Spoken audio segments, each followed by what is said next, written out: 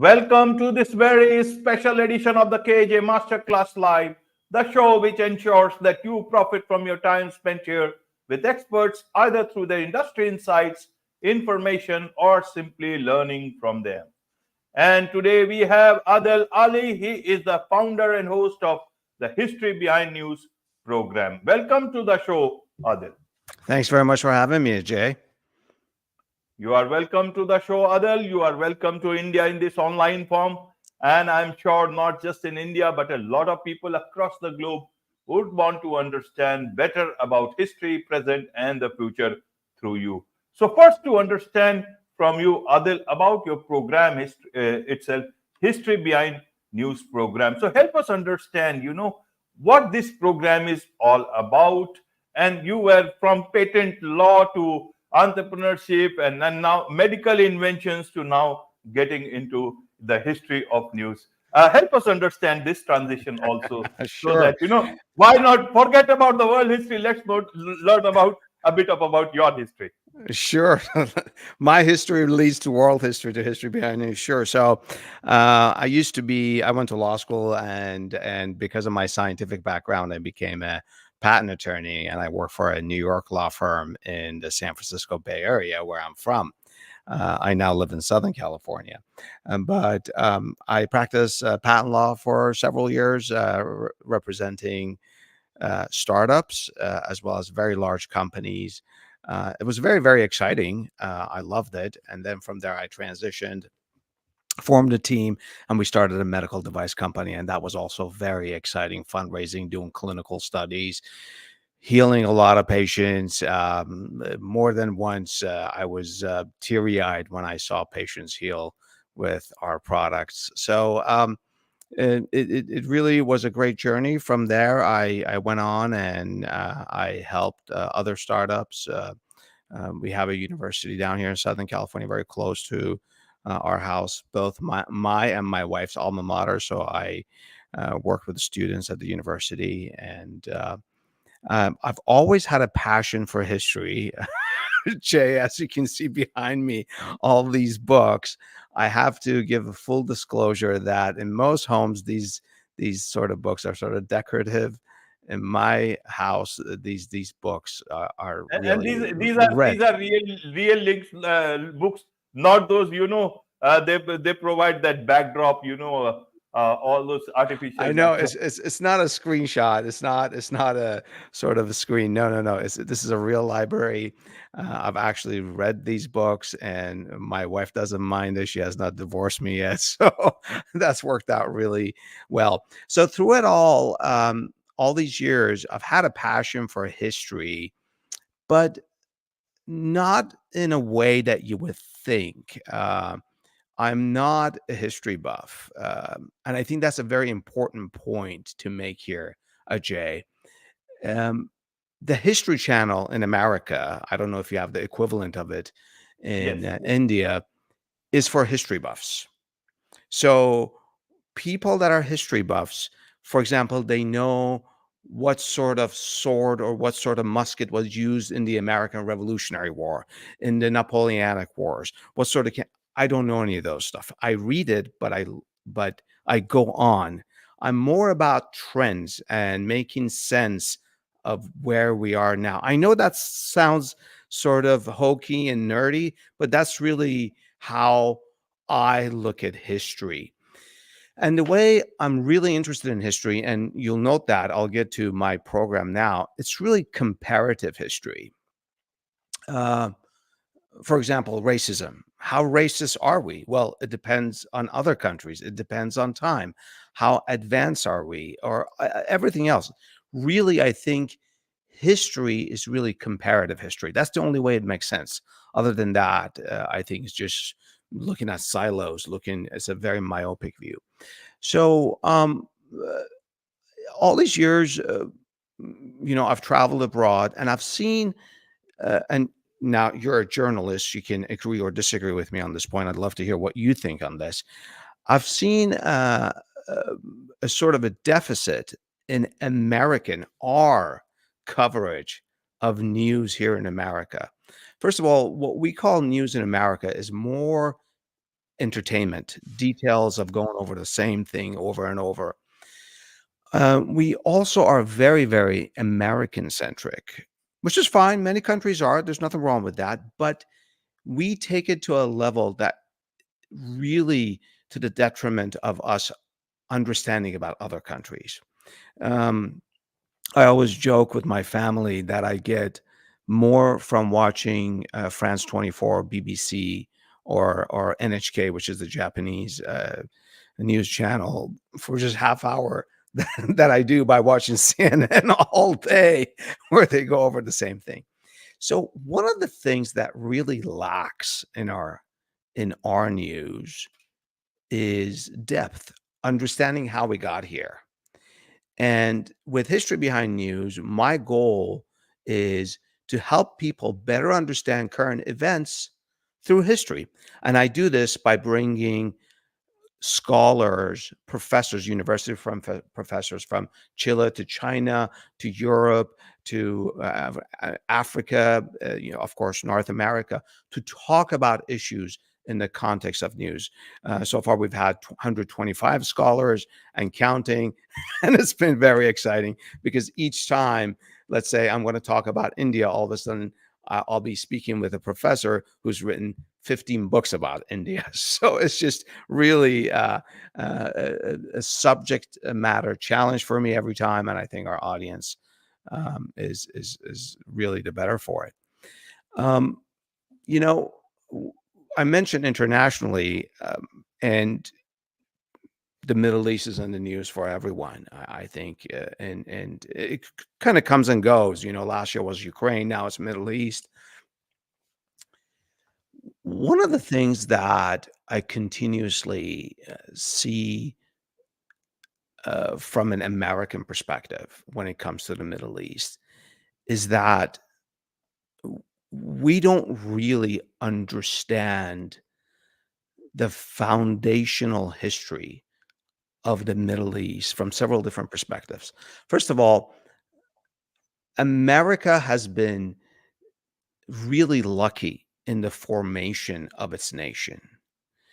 uh, if we have had more than 100+ years of not being attacked by anyone substantially to sort of vanquish us, that has given us time to build as a nation, to try different things. Just look at from 1789 when we formed our nation to the Civil War that started in 1860, 70 some years later.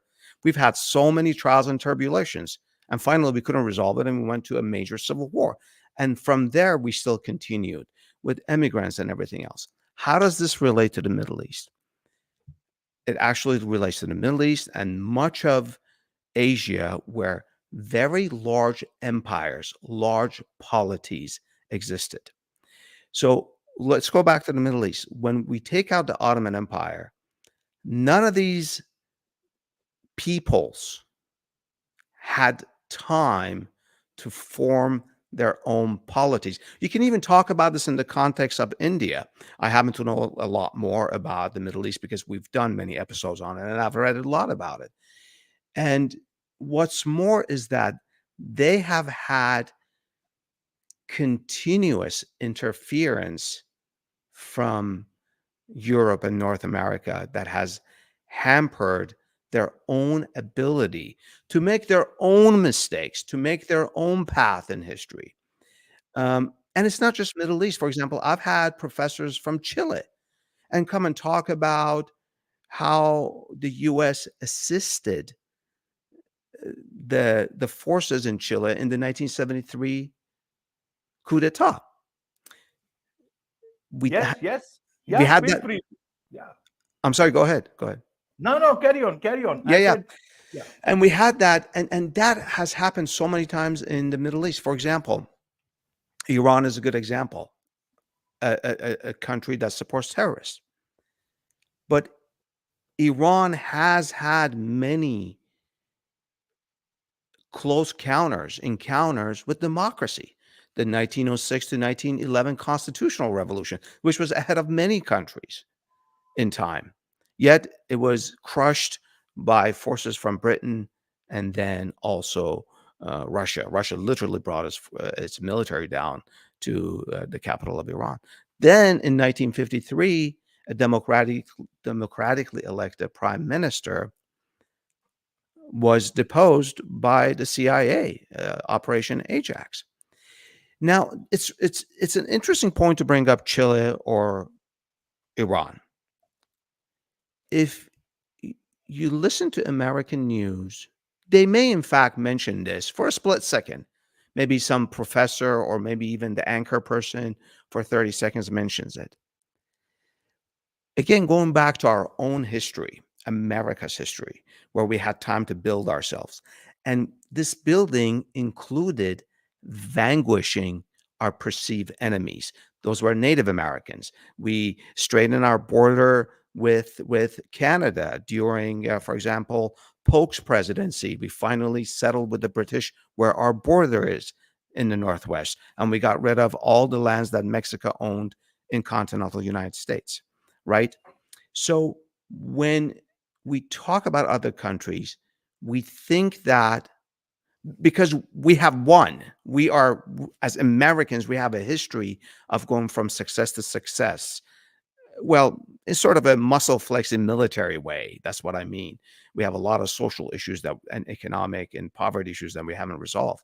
But when we talk about the history of other countries, we assume that, well, it's history, it's in the past, right? But it's not.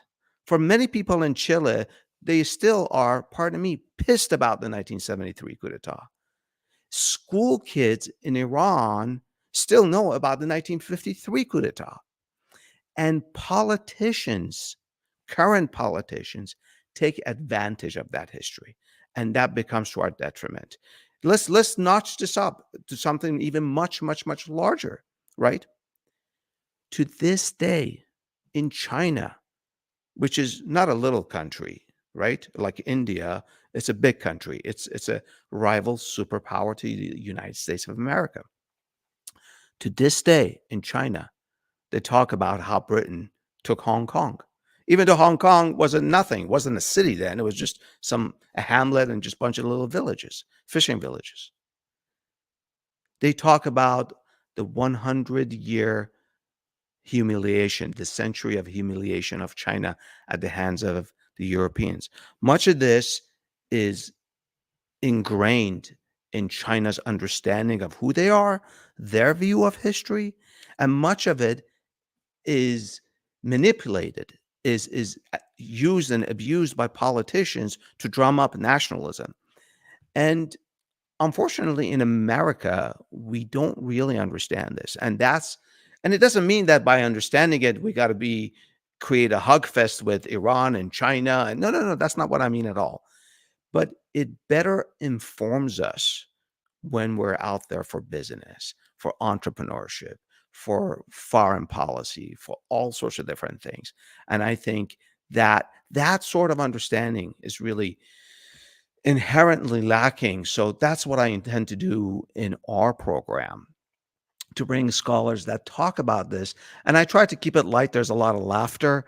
And, I don't want it to just become this sort of very elitist conversation between me and the professor. No, we really bring out uh, everyday issues and we couch it in history. And we also talk a lot about America's own history, how election denying, for example, that's one example. That's hot, right? Because in 2024, we're going to have another election and Mr. Trump will be there. How election denying has got us close to civil war more than once. Contesting elections caused the 1860 election. But many people don't know that after the 1876 election, we almost went to a second civil war. And just 2 days before inauguration in 1877, we still didn't have a president. So this is really important so we understand where we are as a nation and as a democratic polity. And that's some of the stuff that we discuss. We also discuss what it means to be a democracy. America is actually not a true democracy, nor do we want it to be. A village can be a democracy. That means everyone's Everyone gets to say what they want to say. We're more of a representative democracy, a republic, a representative democracy. And even to get to this point has taken a long time. So, yeah, that's what we bring up in our program. And we do it in a fun way. I'm really passionate about this.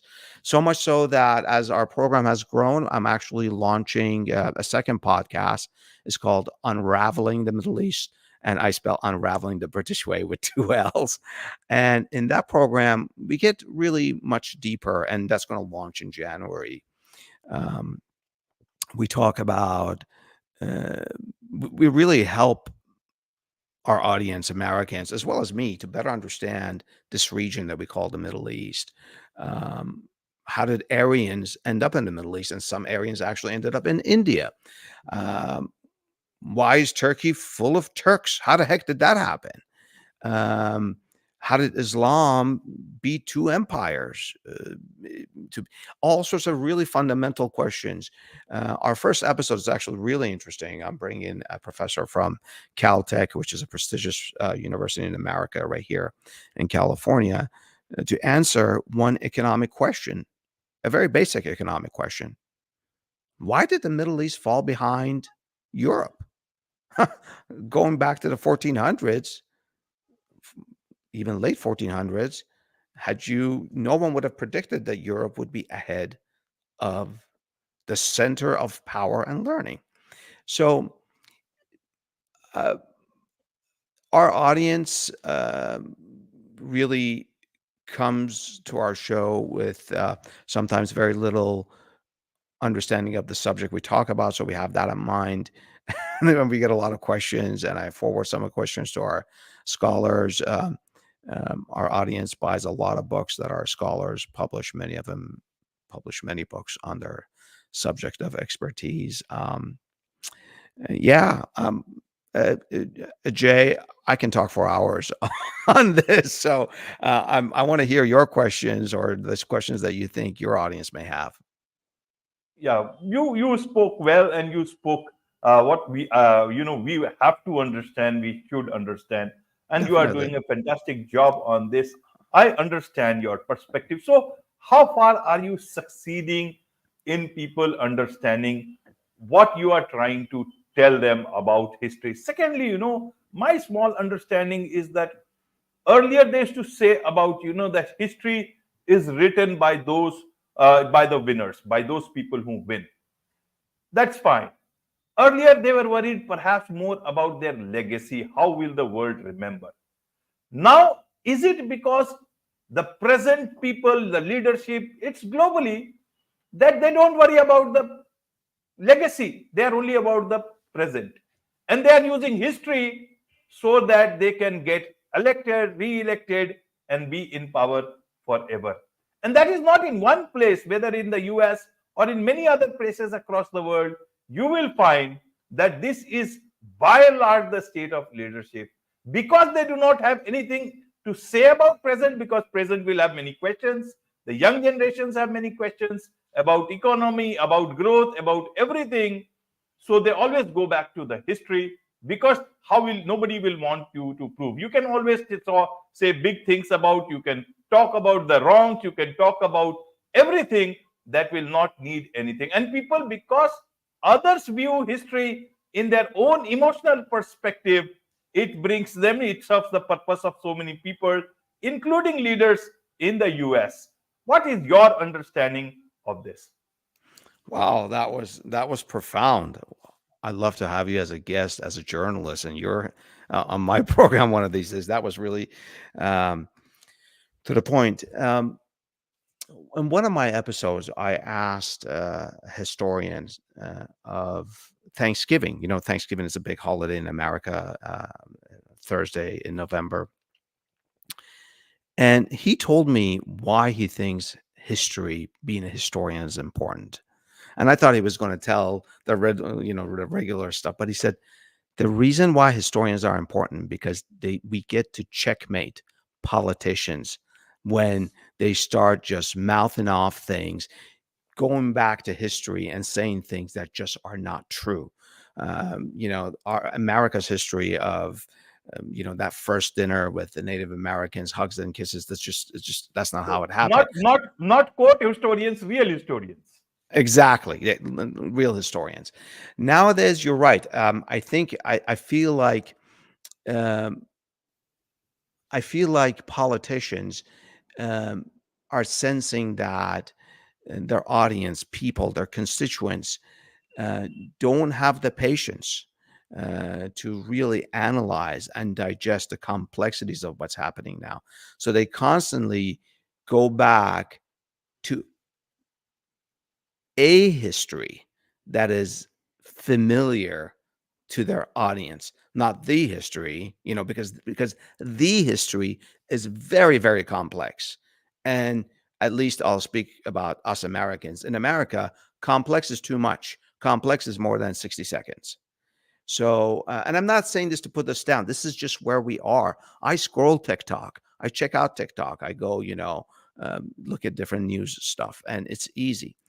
Um, we do this with history, and I think we by doing that we put labels on things to help us make better sense of the present moment. But what we've done in the past, our labors are even wrong. Let me share a big one with you. For example, we talked about the Middle East, we talked about China. I'll bring a big, big, big American perspective. We talk about the Cold War and how it ended, right? I once had a professor from Princeton to come and we started talking. And I said, well, let's talk about the period right after Cold War. He just stopped me right there in my tracks. He said, the premise of your question is wrong. I said, I don't understand. How could that be wrong? I haven't even started. He said, because you are talking from such an American centric, Western European centric point of view. I said, I still don't understand what he meant. I said, I'm talking about the Cold War. He said, the Cold War, listen to this, Ajay. I had never heard this before, and then it made sense. The Cold War was, in fact, a very, very, very hot war. It's just that it wasn't fought in Western Europe or North America. Go ask Pakistan and Bangladesh before that, Eastern Pakistan, whether or not it was the war in those 50 years was cold or hot. They'll tell you it was hot. Ask India and Pakistan. Ask Iran and Iraq, Vietnam, Korea, Peru, so Somalia, Ethiopia, all these countries had raging wars that they either had between each other or somehow they had become proxies of other powers. So I bring this up as as sort of a perspective where our politicians talk about the past with words and perspectives that really need to be better fleshed out for our audience to understand. Now, you're in India, I'm in America, in California, so international aspects are very important. Let's say someone from India or someone from America or whatever is listening, watching this or listening and saying, you know what, who cares about all this history? What does it matter about Pakistan's, India's, Iran's, China's history? I live in India or I live in America. I don't care.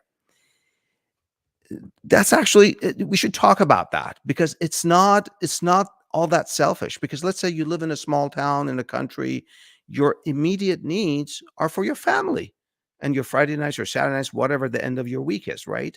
So it's not a silly thing to say or a silly thing to consider. But here's where history now in 2003 2023 matters more than, let's say, 1963 or 1973. The reason is this: more than before, smaller countries or big countries that had small impact, such as India, such as China, are finding their own marketing power. I don't Absolutely. even need to go to China. Let's talk about India. You are the largest movie producer, Bollywood, or maybe second to Hollywood. Something like that. Even Nigeria has a huge movie industry. China is building a movie industry. I'm not even mentioning the social media access. What this means is that America's soft power, the soft power of the West, is beginning to erode. Not all of us, like when I was a kid, might be love to watch King Arthur. No, because now these countries are producing movies about their own King Arthurs. Do you follow what I mean? Yes, And yes, absolutely. so, in that sense, the world is becoming more polarized.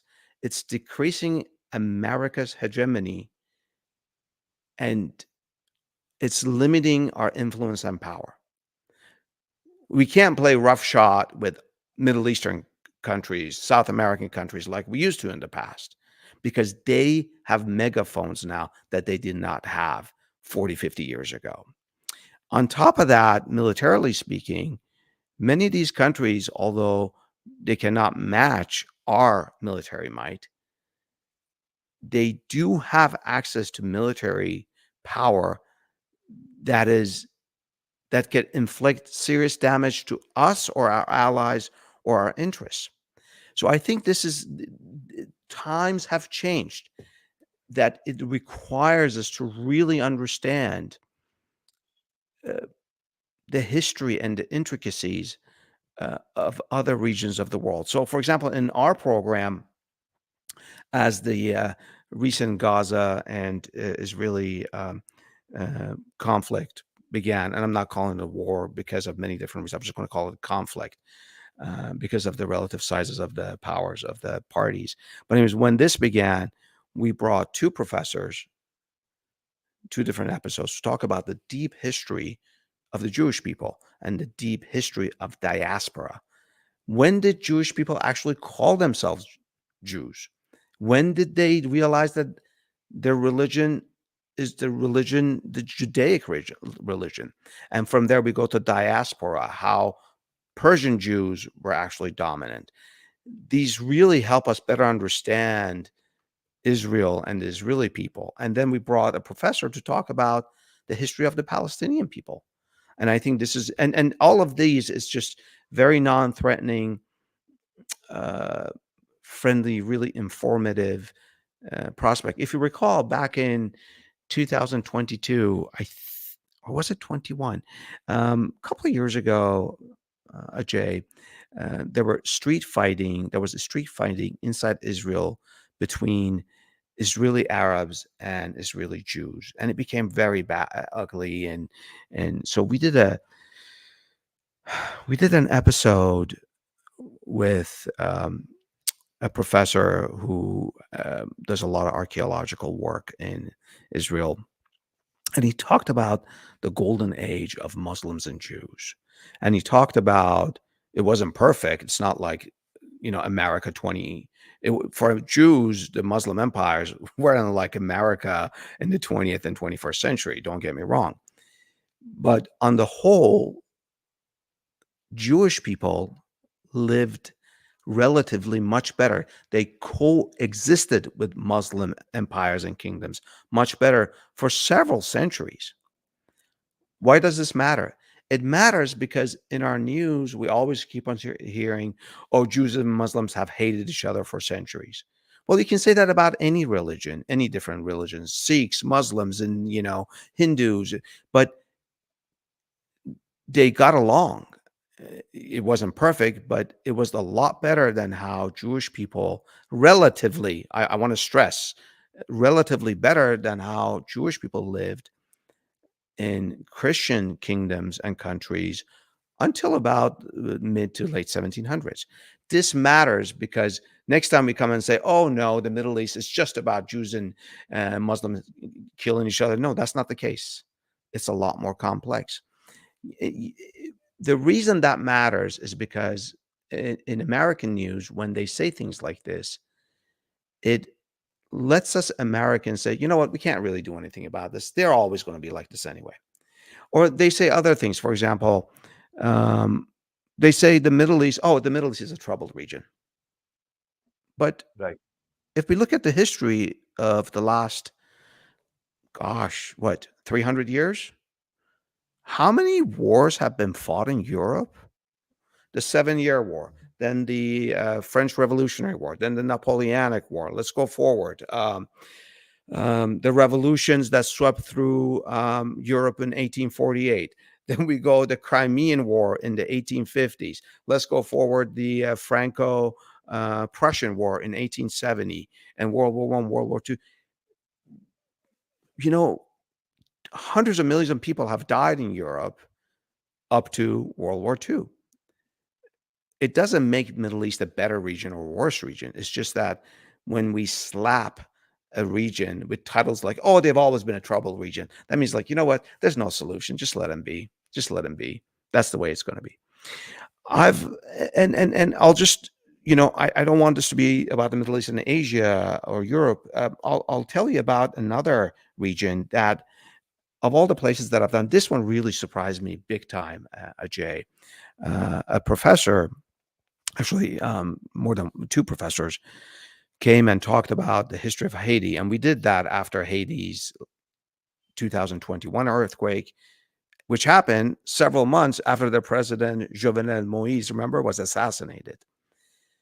And they talked about how I literally knew very little about Haiti. I mean, how many of us know about Haiti, right?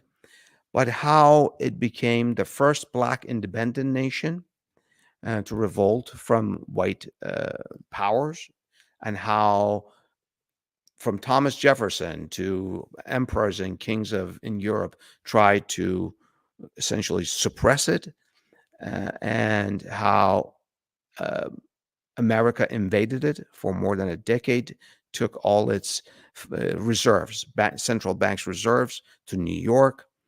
How we have continuously, as recently as Hillary Rodham Clinton, when she was the Secretary of State, I think this was back in 2010 or perhaps 11, interfered with their politics.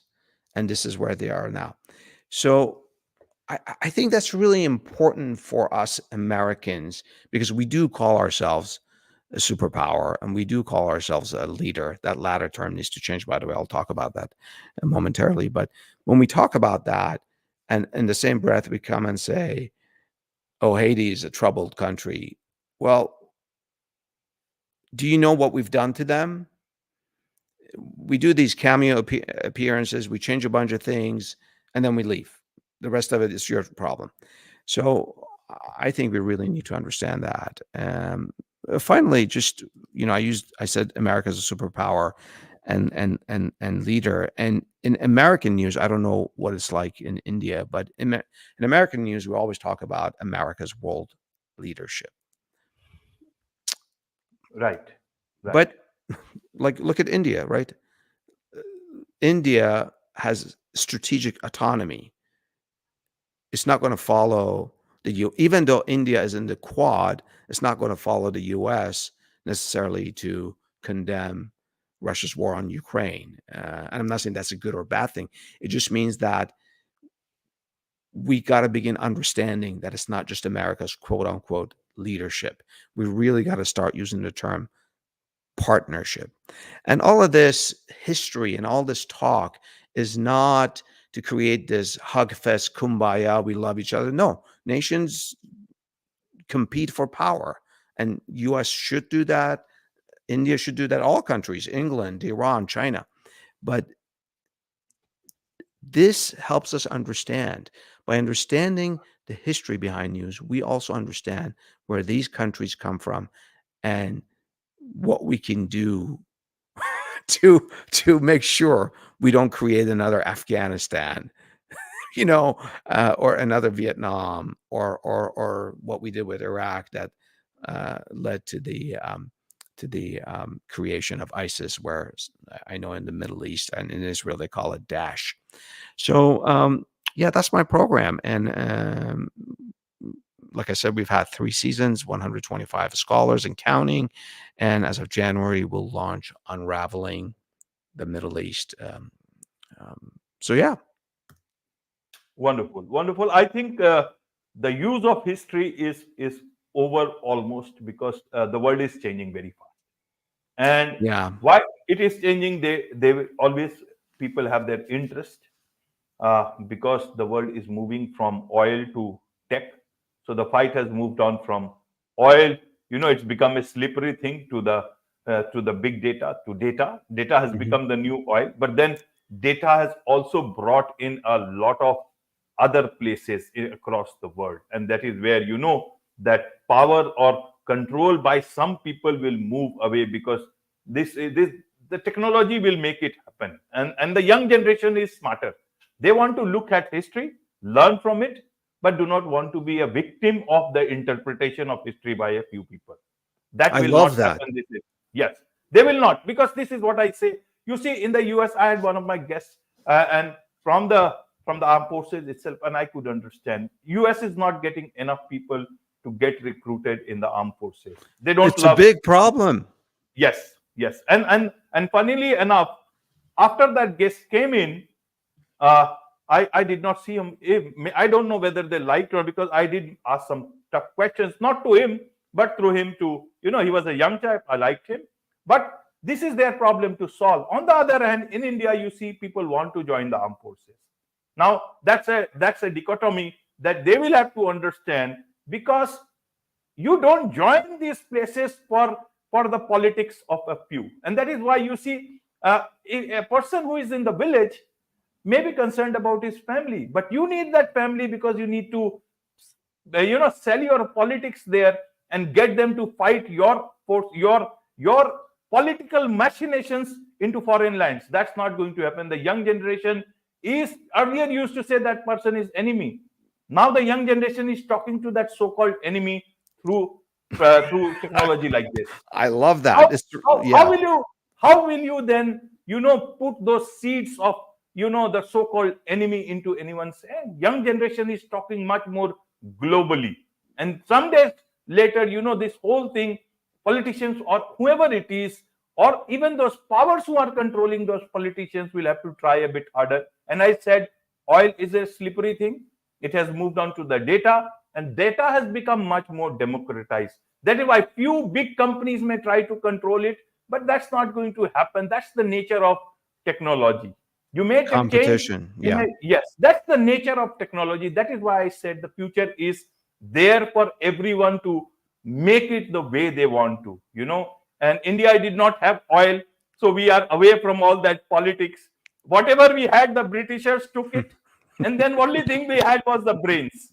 So a lot of Indian brain is across the world.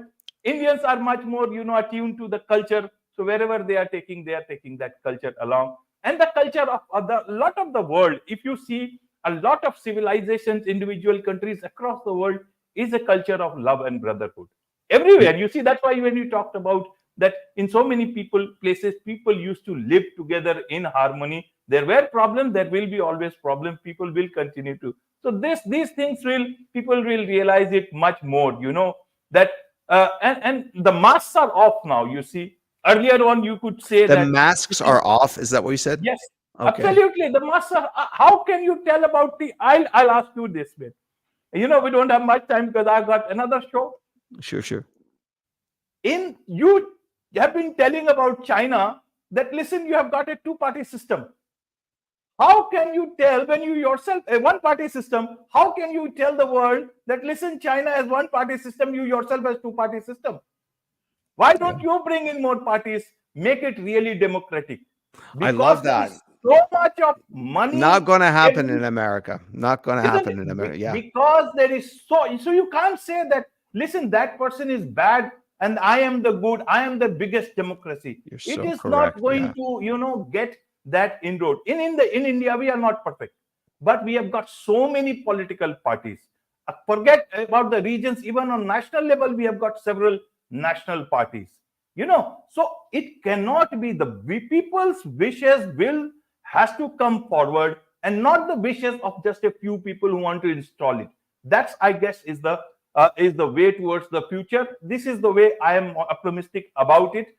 I want your closing remarks on this. How do you see the future? And then we'll We'll look at much more future episodes so that we can keep talking about things that matter to the people on the ground.